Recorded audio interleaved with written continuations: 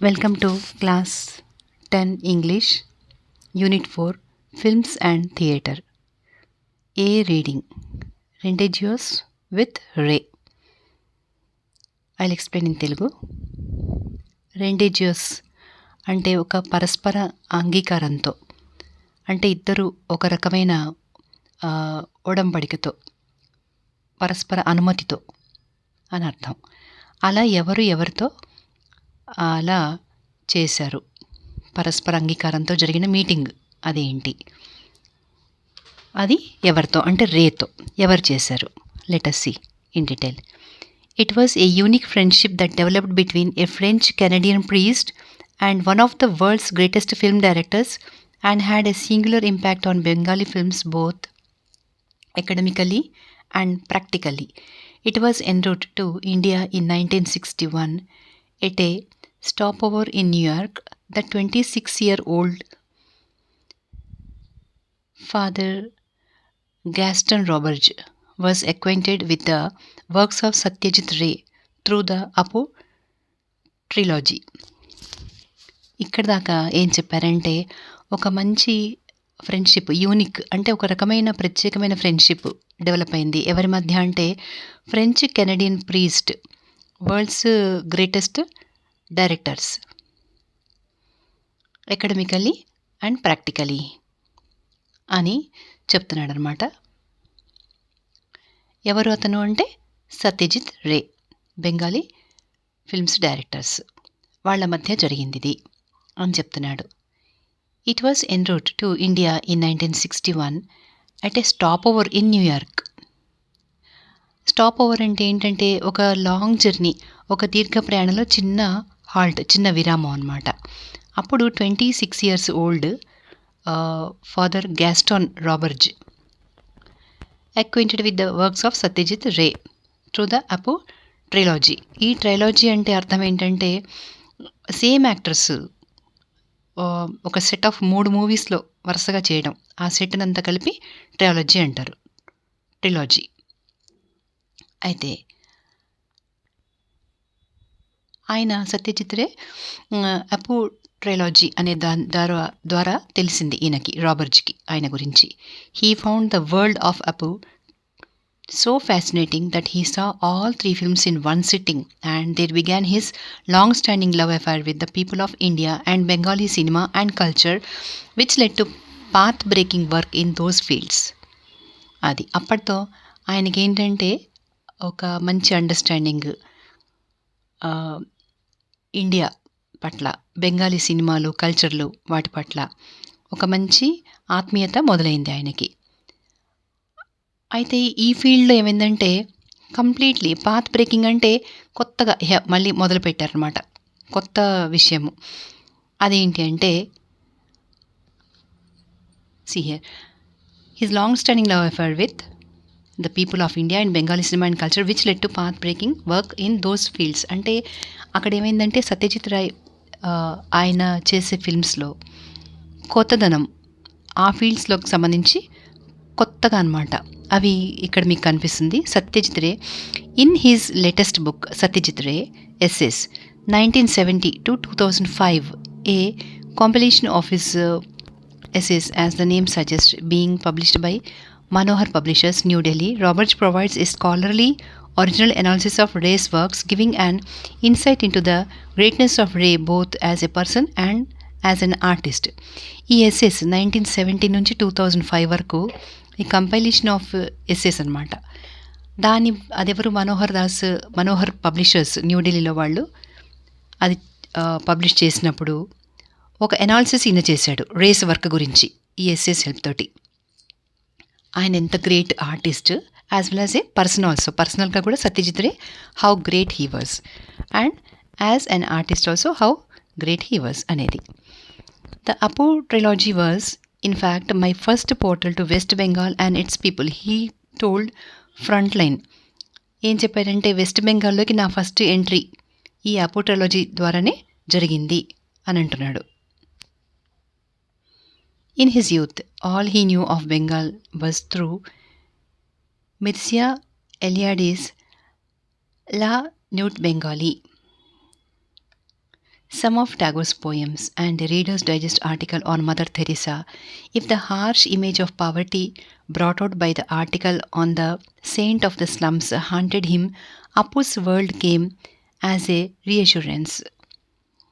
వరుసగా అయిన టాగోర్స్ పోయమ్స్ ఇంకా బెంగాల్ గురించి ఆయన తెలుసుకున్నది వేటి ద్వారా అంటే మిరేసియా ఎలియాడిస్, లా న్యూట్ బెంగాలీ, ఇంకా టాగోర్స్ పోయమ్స్, రవీంద్రనాథ్ ఠాగూర్ గారి poems, readers digest article mother Teresa గురించి.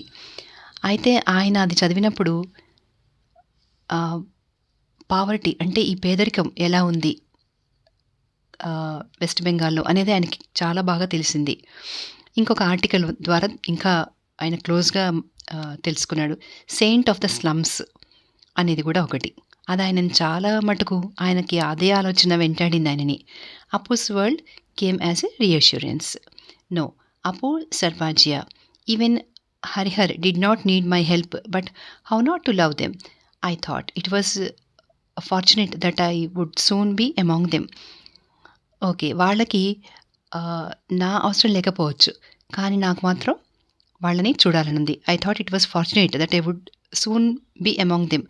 అది వాళ్ళ మధ్య త్వరలో నేను కలవబోవడం అనేది నా అదృష్టంగా భావిస్తున్నాను అంటున్నాడు ఆయన. Roberge does not endorse the accusation of Ray's detractors that the master director made his reputation selling India's poverty to the west. అయితే ఈ సత్యజిత్ రే అంటే కొంతమంది పడని వాళ్ళు, ఆయన అభిప్రాయాలతో ఏకీభవించిన వాళ్ళు కూడా ఉంటారు కదా, డిట్రాక్టర్స్ అంటారు వాళ్ళని. వాళ్ళు అంటే ఆయనంటే నచ్చని వాళ్ళు, ఆయనంటే పడని వాళ్ళు, ఆయన పైన కువిమర్శలు చేసేవాళ్ళు, అంటే క్రిటిక్స్ కూడా కొంచెం నెగిటివ్లో చేసేవాళ్ళు, ఆయన పేరు తగ్గించేవాళ్ళు, వాళ్ళని డిట్రాక్టర్స్ అంటారు. అయితే వాళ్ళు ఏం చేశారంటే, వాళ్ళు ఏమంటున్నారంటే, ఏమని విమర్శిస్తున్నారు, సత్యజిత్ రే ఇంత గ్రేట్ డైరెక్టర్, ఒక మంచి person, but what is there criticism అంటే విదేశాలకి మన ఇండియాలో ఉన్న పేదరికాన్ని అమ్మి క్యాష్ చేసుకుంటున్నాడు అని చెప్తున్నారు. దాని ద్వారా ఆయన పేరు తెచ్చుకుంటున్నాడు అని అంటున్నారు. What struck me most was not the material poverty depicted in the films, but the enormous spiritual poverty of some rich people in much more deplorable than material poverty, he said. ఆయన ఏమంటున్నాడంటే, ఇక్కడ నాకు కనిపించింది భారతదేశంలో పేదరికాన్ని గురించి కాదు, మనుషులలో ఉన్న పేదరికం, అంటే బాగా డబ్బున్న వాళ్ళలో కూడా స్పిరిచువల్ పావర్టీ, అంటే జ్ఞాన సంబంధమైన, దైవ సంబంధమైన పావర్టీ, ఆ పేదరికం కనిపించింది నాకు, ఎంత గొప్ప వాళ్ళలో కూడా. అంటే డబ్బుకు సంబంధించిన పేదరికం కాదు నేను నోటీస్ చేసింది. ఆయన చిత్రాలు, ఆయన సినిమాల్లో వాళ్ళు చిత్రీకరించిన దాంట్లో పేదరికం అనేది మామూలు పేదరికం కాకుండా ధనవంతుల మనసులో ఉన్న మానసిక పేదరికం నాకు కనిపించింది అని నేను అంటున్నాడు. Robert does not speak with the arrogance of the West. I was here on a quest to know the world and in the process know myself. I did not come here to convert. In fact, I am the one who got converted, he said. ఆయన ఇంకొకటి కూడా అంటున్నాడు, నేను ఇంత దూరం ఇక్కడికి వచ్చింది వీళ్ళని కన్వర్ట్ చేయడానికి కాదు, నేనే కన్వర్ట్ అయిపోయాను అనేసి అంటున్నాడు. But it took him 9 years after reaching Calcutta, now Kolkata, and joining St. Xavier's College to muster up the confidence to meet Ray in person. ఆయన ఇంటెన్షన్ ఏంటంటే సత్యజిత్ రేని పర్సనల్గా కలవాలి అని. దానికి ఆయన ఏం చేశాడంటే సెయింట్ జేవియర్ కాలేజ్లో జాయిన్ అయ్యి తన కాన్ఫిడెన్స్ని కూడగట్టుకున్నాడు.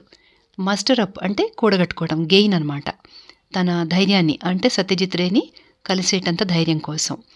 Although I wanted to meet him right away, I did not want to just go and see him like he was a living museum piece. ఆయన ఏదో ఒక మ్యూజియం పీస్ లాగా, ఒక అద్భుతాన్ని చూసినట్టుగా ఆ రకంగా ఆయనను కలవాలని నేను అనుకోలేదు. I wanted to prepare myself, get to know his works more, so that when we met there could be a worthwhile dialogue. ఎలా అంటే ఆయన వర్క్స్ గురించి బాగా తెలుసుకోవాలి. అయితే మేము కలిసినప్పుడు ఆ డైలాగులు, అంటే మా సంభాషణ కూడా ఒక మంచి విలువైనదిగా ఉండాలి అని అన్నాడు. అంటే ఏదో ఉసుపోక పలకరించి ఏదో మిమ్మల్ని కలవాలని ఉందండి అని అలాంటి మాటలు కాకుండా ఒక విలువైన విషయాలకి టైము వెచ్చించాలని నేను అనుకున్నాడు. When they finally met, It was the beginning of a close friendship that lasted 22 years until Ray's death in 1992. అలా కలిసిన వాళ్ళిద్దరి మధ్య ఫ్రెండ్‌షిప్ 22 ఏళ్ళు కొనసాగింది. సత్యజిత్ రే 1992లో పోయాడు. ఆయన పోయేంత వరకు కూడా వాళ్ళ ఫ్రెండ్‌షిప్ అలాగే కొనసాగింది. It was a very quiet friendship that developed over the years. Manik Da, as Ray was affectionately called by his friends, was a shy person and always very discreet about displaying his emotions, said Robert. ఈయన ఇంకా ఏమంటున్నాడంటే Robert గారు, it was a very quiet friendship the developed over the years. ఒక మంచి friendship, చాలా friendship డీప్గా మాకుండేది. ఆయనను మానిక్ దా అంటారు. సత్యజిత్ రేని అందరూ అక్కడ చాలా ప్రేమగా మానిక్ దా అని పిలుచుకుంటారు. ఆయన ఒక మొహమాటస్తుడు, కానీ ఆయన ఎమోషన్స్ని, ఆయన మనసులో భావాలని వ్యక్తీకరించేంత తెలివిగలవాడు. డిస్క్రీట్ అంటే తెలివిగలవాడు అని చెప్తున్నాడు Robert. Though two outsiders, Ray's massive stature, physical and intellectual, might have made him come across as cold, aloof and even intimidating. He was in reality a very simple and unassuming man with a subtle sense of humor. ఇంకా ఆయన పర్సనల్గా ఎలాంటి వాడు అంటే, ఆయన ఫిజికల్గా కానీ, ఆయన తెలివితేటల వల్ల కానీ, ఆయన మేధావితనం వల్ల కానీ, కొంచెం ఆయన అందరినీ దూరంగా పెట్టే విధంగా, కొంచెం భయపెడుతున్నట్టుగా, ఇంటిమిడేటింగ్ అంటే భయపెట్టడం, అలూఫ్ అంటే దూరంగా ఉంచటం, ఇలాంటివన్నీ కూడా అవి చూసి అందరు కూడా భయపడతారు. కానీ ఆయన రియల్గా ఏంటంటే ఒక సింపుల్ అండ్ అన్ఎస్యూమింగ్ అంటే నిరాడంబరమైన వాడు. సటిల్ సెన్స్ ఆఫ్ హ్యూమర్ అంటే మంచి సూక్ష్మమైన హాస్యప్రియత్వం గలవాడు అనమాట. అంటే చాలా షార్ప్ హాస్యంలో కూడా, ఇలా అని చెప్తున్నాడు అతను. It was an unspoken arrangement between the two of them to meet on Sundays at 9 AM at Ray's residence on Bishop Lefroy Road, Kolkata. అలా వాళ్ళు కలిశారన్నమాట. ఒక అరేంజ్మెంట్ అయిపోయింది, అన్స్పోకెన్ అరేంజ్మెంట్ బిట్వీన్ వీళ్ళిద్దరి మధ్య.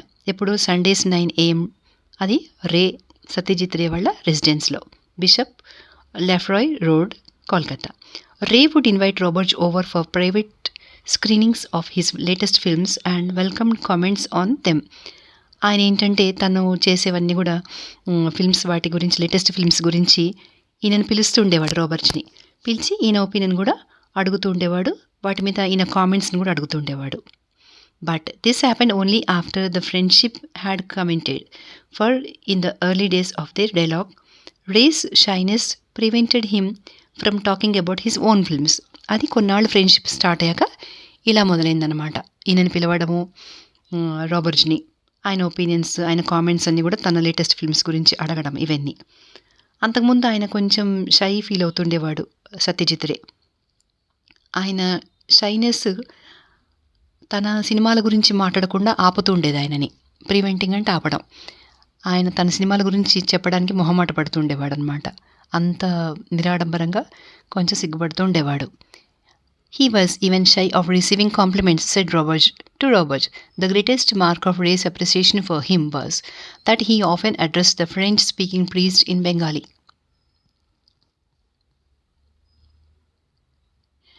సో రాబర్ట్ ఏమంటున్నాడంటే, కాంప్లిమెంట్స్ ఎవరన్నా ఆయనను పొగిడినా కూడా ఆయన అది రిసీవ్ చేసుకోవడానికి కూడా మొహమాట పడుతుండేవాడు. వెంటనే యాక్టివ్గా థ్యాంక్ యూ అని కానీ, కాంప్లిమెంట్స్ ఎక్స్పెక్ట్ చేయడం, యాక్సెప్ట్ చేయడం కూడా ఆయనకి ఇబ్బందిగా ఉండేది.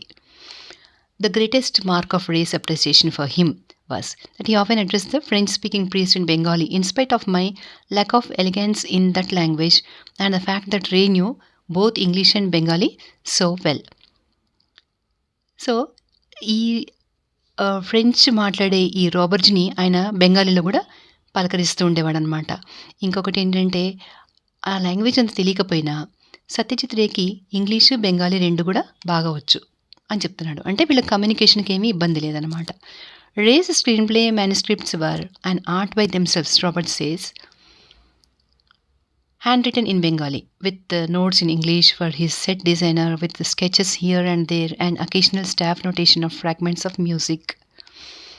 అయితే ఆయన ఎలా ఉండేది, ఆయన వర్క్ అంటే, రే చేసే వర్క్ ఆఫీస్లో మాన్యుస్క్రిప్ట్స్ అంటే చేత్తో రాసుకునేవాడు అనమాట.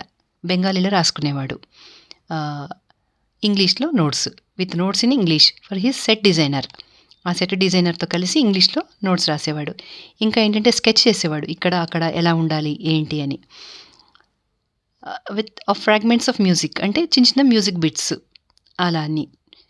One Sunday morning Robert found ray in a disturbed mood. A few well-known personalities of the city had visited him earlier to go through some of his manuscripts. After they left, Ray found the Charulata screenplay missing. ఒకరోజు ఈయన వెళ్ళేసరికి ఏమైందంటే Robert వెళ్ళేసరికి రే కొంచెం disturbed మూడ్లో ఉన్నాడు.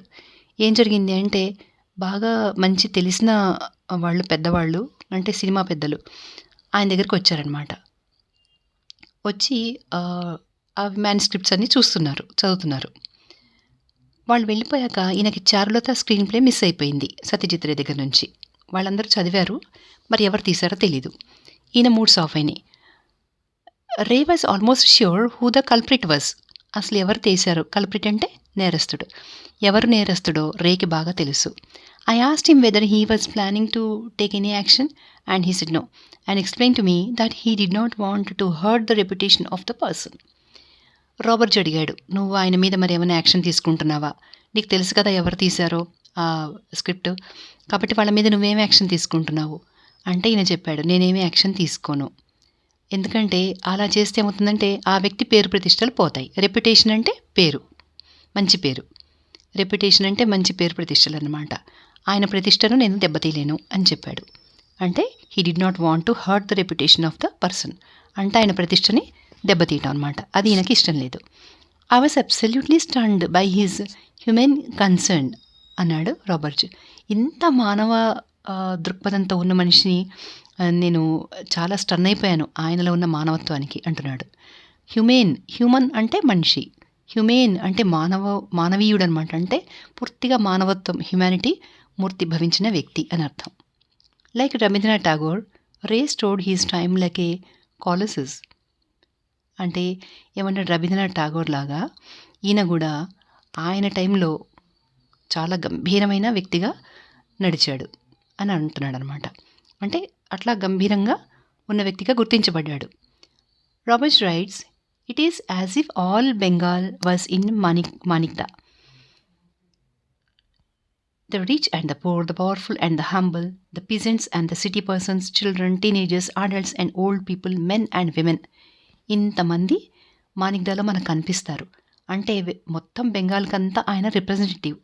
అంటే ఆయనలో మనకి పూర్ కనిపిస్తారు, రిచ్ కనిపిస్తారు, పవర్ ఉన్న వాళ్ళు కనిపిస్తారు, మామూలుగా అణకువగా ఉన్నవాళ్ళు కనిపిస్తారు, రైతులు కనిపిస్తారు, పీజెంట్స్ అంటే రైతులు, సిటీ పర్సన్స్ కనిపిస్తారు, పిల్లలు, టీనేజర్స్, అడల్ట్స్, వృద్ధులు, ఓల్డ్ పీపుల్, మెన్, విమెన్ అందరినీ మనం ఆయనలో చూడొచ్చు అని చెప్తున్నాడు. Philosophically too, Robert feels Ray took off where Tagore signed out.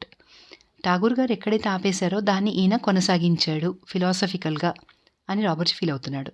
ఎందుకంటే రవీంద్రనాథ్ ఠాగూర్ పోయిటరీ కూడా మనకు తెలుసు, ఆయన గొప్ప ఫిలాసఫరు. అందుకని ఆయన ఎక్కడ ఆపాడో ఈయన అది కొనసాగించాడని చెప్తున్నారు. If one compares the last major prose piece by Tagore, Sabhyatar Sankat అంటే సభ్యతార్ సంకట్ అంటే సివిలైజేషన్, క్రిసిస్ ఆఫ్ సివిలైజేషన్. అది సివిలైజేషన్కి సంబంధించిన ఒక క్రిసిస్ ఎలా వచ్చింది. Which he wrote at the beginning of the second world war, which contains his immortal. ఆయన ఎప్పుడు రాశారంటే సెకండ్ వరల్డ్ వార్ అప్పుడు అనమాట.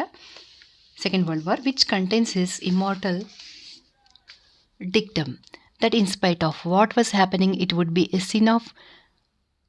Sin to lose faith in man. ఏం జరుగుతుందంటే అది మనిషి నమ్మకాన్ని పోగొట్టుకోవడం అనే ఒక పాపం జరుగుతుంది ఇక్కడ అని చెప్పాడు. And the last 3 films of Ray, Ganashatru, Shakha Prashakha and Agantuk, the analogy becomes clear. దాని ద్వారా మనకి ఇంకా పూర్తిగా మనకి తెలిసింది ఆయన ఫిలాసఫీ దీనిలో మ్యాచ్ అవుతుంది అని.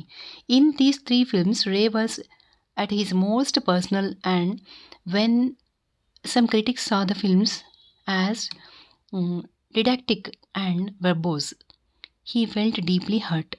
అయితే ఆయన 3 ఫిల్మ్స్లో కూడా ఆయన క్రిటిక్స్ వాళ్ళేమంటున్నారంటే ఆయన ఫిల్మ్స్ ఎలా ఉన్నాయంటే యాజ్ డిడాక్టిక్ అంటే మెసేజ్ గివింగ్, ఇంకా వెర్బోజ్ అంటే మాటలతో కూడినవి అని అంటున్నారనమాట.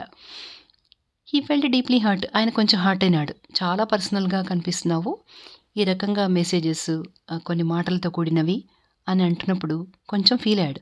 For in these last films Satyajit was directly talking to us, conveying his personal message on society and civilization. అది నిజంగానే ఆయన పర్సనల్గానే ఇక్కడ కనిపించాడు. అదే వాళ్ళు క్రిటిక్స్ ఆయనని మీద కొంచెం అలా అనేసారనమాట, క్రిటిసైజ్ చేశారు ఆయనని. ఎందుకంటే ఇక్కడ పర్సనల్గానే ఈయన ఇచ్చిన మెసేజ్లు ఉన్నాయి ఇక్కడ. If the impulse that motivated his earlier films was aesthetics, in the last 3 it was self expression. అంతకుముందంతా కూడా ఈస్థెటిక్ సెన్స్తో కొన్ని అందమైన విషయాలు, కొన్ని మంచి విషయాలు అవన్నీ కూడా ఆయన చేస్తున్నప్పుడు, ఇక్కడ ఈ లాస్ట్ 3 ఫిల్మ్స్ మాత్రం కొంచెం డిఫరెంట్గా ఉన్నాయి. ఆయన తను చెప్పదలుచుకుంది సెల్ఫ్ ఎక్స్ప్రెషన్ చెప్పేస్తున్నాడు అనమాట ఈ లాస్ట్ 3 ఫిల్మ్స్లో. And there we were denying him his right to speak. ఇక్కడ మనం ఏంటంటే ఆయన అలా మాట్లాడని మనం ఒప్పుకోవట్లేదు. As the saying goes, no one in a prophet in one's own country said Robert. అంటే ఆయన ఏమంటున్నాడంటే ఎవరైనా కానీ వాళ్ళ ఓన్ కంట్రీకి వాళ్ళే ప్రాఫిట్ కాకపోవచ్చు. An agnostic throughout his life, said Roberts. An agnostic throughout his life, it is possible. అంటే అగ్నాస్టిక్ అంటే నాస్తికుడు అని అర్థం. అది కూడా పాసిబులే అని అంటున్నాడు ఈయన. ఒక కంట్రీకి ఆయన కాకపోవచ్చు, కానీ ఎవరైనా కానీ వాళ్ళ కంట్రీకి వాళ్ళ ప్రాఫిట్ కాకపోవచ్చు, అంటే ప్రవక్తలు కాకపోవచ్చు. And agnostic throughout his life it is possible. వాళ్ళు నాస్తికులు కూడా లైఫ్లో కావచ్చు. త్రూఅవుట్ ద లైఫ్ వాళ్ళు నాస్తికులుగా ఉండొచ్చు, అది కూడా పాసిబులే.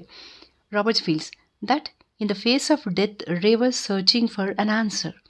This was suggested by some of the music that he used in Shakha Prashakha. ఆయన దీనికోసం సెర్చ్ చేస్తున్నాడు అనమాట, ఈ సత్యం కోసం సత్యజిత్ రే సెర్చ్ చేశాడు చివరిలో తన డెత్ వరకు కూడా ఆన్సర్ కోసం. సో ఏ సత్యం కోసం ఆయన సెర్చ్ చేశాడో అది ఒక మ్యూజిక్ ద్వారా కూడా మనకి తెలిసింది. This was suggested by some of the music.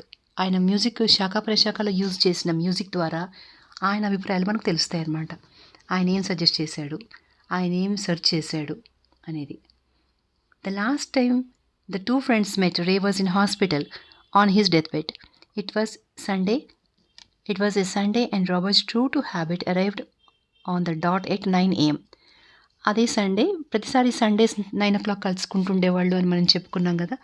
అలాగే రే హాస్పిటల్ ఉన్నప్పుడు ఇంకా ఆయన డెత్ బెడ్ మీద ఉన్నాడు అనమాట, ఇంకా పోబోతున్నాడు ఆయన. అప్పుడు 9 o'clockకి సండే రాబర్ట్స్ వచ్చాడు. వచ్చినప్పుడు he had grown so weak that he looked frail as a child. FRAIL, frail అంటే కొంచెం చిన్నపిల్లలో కనపడే భయం కనపడింది ఆయనలో అని అంటున్నాడు. I did not stay long and as I was leaving Manikda said భాలో లాగ్లో అన్నాడు అనమాట. Those were his last words to me అన్నాడు. ఇంకా ఆయన ఎక్కువసేపు ఉండలేకపోయాడు అక్కడ Roberts. So Satyajit Ray deathbed మీద ఉన్నారు. 9 o'clock ఆయన వెళ్ళాడు సండే. ఆయన చాలా వీక్గా ఉన్నాడు, చిన్నపిల్లల భయం ఆయన మొహంలో కనపడుతుంది. ఇంకా నేను వెళ్ళిపోదామని లేచాను. అప్పుడు మాణిక్దా ఏమన్నాడంటే చాలా బాగుంది అన్నాడట. భాలో లాగ్లో అంటే బెంగాలీలో, ఇంగ్లీష్లో it was nice. Those were his last words to me, అవే చివరి మాటలు నాతో చెప్పాడు అన్నాడు Roberts. One important fallout of this friendship was the establishment of Chitrabani, a communication and film institute, the first of its kind in West Bengal, which Roberts founded in 1970 and to which Ray, as a token of friendship, lent his name as co-founder. Actually ఈయన ఒక చిత్రబాణి, ఒక communication film institute స్థాపించాడు west Bengal Roberts. అది ఎప్పుడు 1970లో. దానికి వాళ్ళిద్దరు friends కాబట్టి తన వంతుగా రే ఏం చేశాడంటే కోఫౌండర్గా ఉండడానికి తన పేరు ఇవ్వడానికి ఒప్పుకున్నాడు. Ray was in the first governing body and after a few terms readily agreed to be the institute's advisor.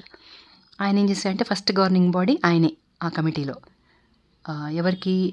ఈ రాబర్ట్స్ వాళ్ళ కమిటీకి. అయితే తర్వాత ఏం చేశాడంటే ఆయన ఇన్స్టిట్యూట్కి అడ్వైజర్గా ఉండడానికి కూడా ఒప్పుకున్నాడు. Roberts arranged most of the initial funding from Canadian agencies. ఆయనకి ఏంటంటే ఫండ్స్ ఎక్కడి నుంచి వస్తాయంటే ఇనిషియల్ ఫండ్ అవన్నీ కూడా ఎక్కువ మటుకు ఆయన కెనడియన్ ఏజెన్సీస్ నుంచి ఆ ఫండ్స్, ఈ సంస్థకు కావాల్సిన ఫండ్స్ రాబర్ట్స్ తెప్పించుకునేవాడు. I had no reservations applying for them for I feel richer countries in the west are indebted to countries like India, he said. ఆయన ఇంకేమంటున్నాడంటే రిచ్గా ఉండే కంట్రీస్ ఏవైతే ఉన్నాయో వెస్టర్న్ కంట్రీస్, అవన్నీ కూడా మన ఇండియా లాంటి కంట్రీస్కి రుణపడి ఉండాలి అని చెప్తున్నాడు. For 26 years Roberts was the director of Chitrabani and under him the institute not only produced important documentary features but also became breeding ground for local talent for film making. అప్పుడు ఈ 26 years కూడా ఈయన చిత్రబాణికి డైరెక్టర్గానే ఉన్నాడు ఈ రాబర్ట్స్. అయితే ఆయన దగ్గర ఏంటంటే ఇంపార్టెంట్ డాక్యుమెంటరీ ఫీచర్స్, ఇంకా లోకల్ టాలెంట్ ఫిల్మ్ మేకింగ్ అవన్నీ కూడా ఆయన చేశాడు అని చెప్తున్నారు. ఇది ఫ్రంట్ లైన్ జూలై 29, ఆగస్ట్ 11, 2006లో పబ్లిష్ చేసిన ఆర్టికల్ ఈ లెసన్లో తీసుకున్నాము. సో ప్రతి లైన్ చదవండి, టెన్సెస్ బాగా గుర్తుపెట్టుకోండి, అట్లాగే స్పెల్లింగ్స్ గుర్తుపెట్టుకోండి. మీకు పారాగ్రాఫ్లో ఏంటంటే కొన్ని రాంగ్లీ స్పెల్డ్ కూడా ఇస్తాడు. మీకు ఎర్రర్స్ లేదా ఎడిటింగ్ దాంట్లో కూడా వస్తుంది, ఎడిట్ ద ప్యాసేజ్ అనే దాంట్లో కరెక్ట్ ద ఎర్రర్స్ అని కూడా అలా కూడా ఇవ్వచ్చు. కాబట్టి ప్రతి వర్డ్ మీరు థరోగా చదవాలి, మీనింగ్స్ కూడా నోట్ చేసుకోండి. ఆల్మోస్ట్ నాకు నా నోటీస్లో ఉన్నంతవరకు అన్ని మీనింగ్స్ చెప్పేశానని అనుకుంటున్నాను. All the best.